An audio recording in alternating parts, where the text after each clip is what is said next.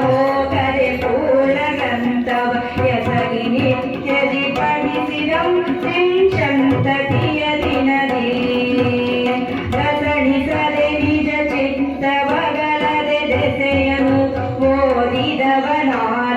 ಅಸಮವಶಕರ ಬನೀಗಾವುದು ನೆನೆದ ಪರಿಯಲ್ಲಿ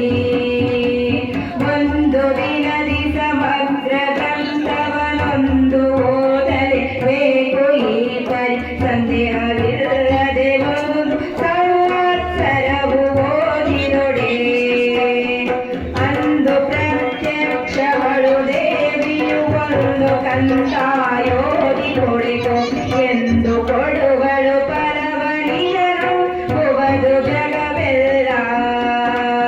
ಮಂಡಲೆರಡೆ ಮಂಡಲೋದಲು ಚಂಡ ಫಲತಾನವು ಹೂವರೆ ಮಂದಳಂದರಿ ಓದುವಂದರಿ ಪೂಜೆಗೊಳ್ಳುತ್ತಲೇ ಮಂಡಲರಿ ಓದುವರಂದರಿ ಪೂಜೆಗೊಳ್ಳುತ್ತಲೇ ಖಂಡಿತದಲವ ಬಿಡದೆ ತ್ರೈವರು ಮಂಡಲದೆ ಓದಿದವನಾದ ಚಂಡಿಯವನಾಕೆ ಆಕೆಯು ತಾನನು ದಿನದಿ ಆಸನವ ದಿಕ್ಕುಗಳನರಿಯದೆ ಆಸನದಿ ಕಾಮೈತೆ ಓದಲು ವಾಸನೆಯ ರೂಪಲವು ಸಂಶಯವಿಲ್ಲದಿದರೋಳು ವಾಸನೆಯ ಸುಗಂಧ ಪುಷ್ಪಗಳ ಸುಧೂಪಾದೀಪವಿದರ ಈ ಸುಪರಿಯಲಿದೆ ಮಾತೆಯ ಓದುವುದು ಮೊದಲೇ ಪೂಜೆ ಮಾಡಿ ಓದಬೇಕಿದ ಪೂಜಿಸಿದಲಿದನೋದಬಾರದು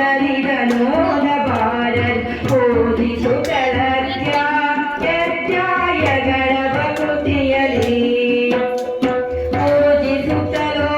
ಪೂಜಿಸುತ್ತಲೋದಿದವನಾದೊಡೆ ರಾಜನವನು ದೇವಿ ಚರಿತರಿ ತೋಜಿಸವೆ ತಾನೇನು ಪರಮೇಶ್ವರಿಯ ಕರುಣದಲ್ಲಿ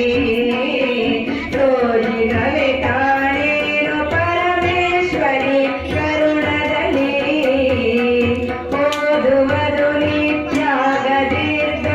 ಓದುವುದು ತದಿಗಷ್ಟಮಿಯಲಿ ಮತ್ತೋದುವುದು ನವಮೆ ಚತುರ್ದಶೆ ಪೂರ್ಣಮ್ಯಮವಾಸೆ